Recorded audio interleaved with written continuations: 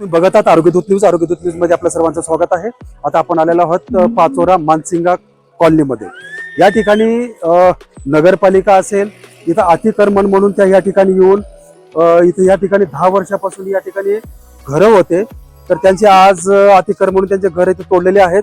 इथे तुम्ही बघू शकता, हे त्यांचं असं म्हणणं आहे हे सगळं तोडलेलं आहे। हे सगळं हे तुम्ही बघू शकता या ठिकाणी हा पुरा इथून घर होते, हे पुरं हे ह्या ठिकाणावर हे पुणे इथपर्यंत तोडलेलं आहे। आणि आता या ठिकाणी त्याची मार्किंग आहे या ठिकाणी।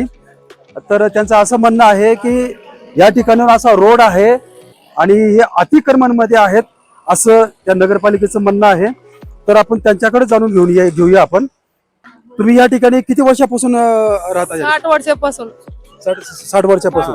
बरं, हे तोडण्याच्या अगोदर हे जे बोलणं तोडण्याच्या अगोदर तुम्हाला इथं पहिलं म्हणजे कळवलं होतं का? मला नाही कळत होते काय, मला काही कळलं नाही। हे 60 वर्षापूर्वी हे 60 वर्षापूर्वी मला काही कळलं नाही, कोणी नव्हते, त्यांचे दादा बाबा होते। आता आम्हाला कळवलं नाही त्यांना की घर तोडतो म्हणून आम्ही, आम्हाला काही नोटीस नाही, काही नाही। आम्ही त्यांना तरी बोललो, पाया पडलो तरी ऐकत नव्हते। ते डायरेक्ट जेसीबी लावून सगळं घरदार तोडून टाकले, संसार सगळं युद्धवास करून टाकला आमचा। मग आम्ही कुठं जायचं आता राहायला? तुम्हाला दुसरी व्यवस्था कुठे करून दिलेली आहे का?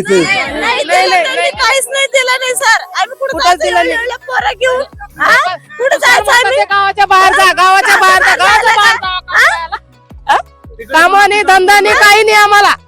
पहिले जेसीबी काम करून करून पोट भरत होते, आता खांद्याला बी नाही काम आम्हाला। मग काय खायचं? असं म्हणणं आहे। मग तर आता म्हणजे तुम्हाला या ठिकाणी किती वर्ष झाले म्हटलं तुम्ही? 60 वर्ष। 60 वर्ष। 60 वर्ष। तिसरी पिढी आहे। तिसरी नाला होता, इकडे नाला होता, मध्ये होतो आम्ही, घरामध्ये बरं आलो आम्ही इथं। कोणी नाही आले, ते त्यांना डोळ्यात आला आता जागा। इथे माझा माणूस मरून गेला, माझे पोरं मरून गेले इथे।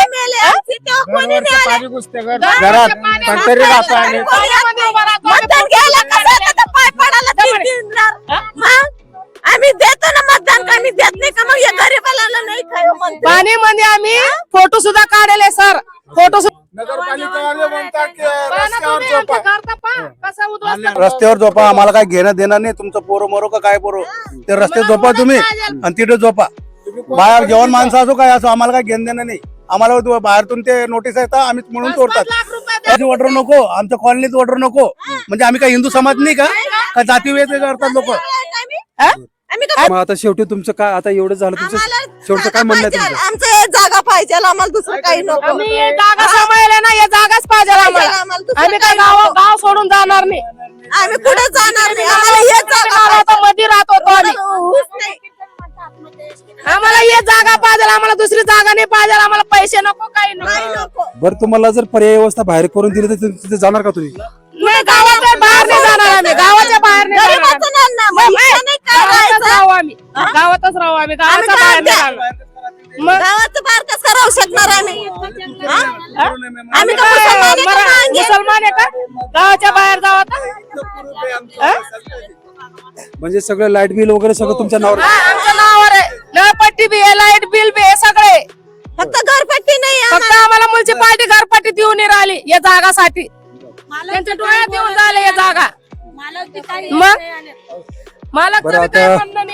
आता यांचं असं म्हणणं आहे, या ठिकाणी 60 वर्षापासून हे सगळे यांचे इथं राहतात। हे जर ह्यांना बाहेर पर्याय व्यवस्था दिलं तरी इथून आम्ही जाणार नाहीये, कारण आमची इथं पिढ्या इथंच तिसरी पिढी आहे म्हणे यांची। आम्ही इथंच राहिलेलं, इथंच गेलेलं आहे, तर आम्हाला बाहेर आम्ही कुठेही जाणार नाहीये, तर आम्हाला इथंच राहायचंय, इथंच आम्हाला व्यवस्था करून द्यावं, आता यांचं सगळ्यांचं म्हणणं आहे। तर आता आपण लक्ष ठेवून आहे, बघूया पुढे चालून नगरपालिका काय करते।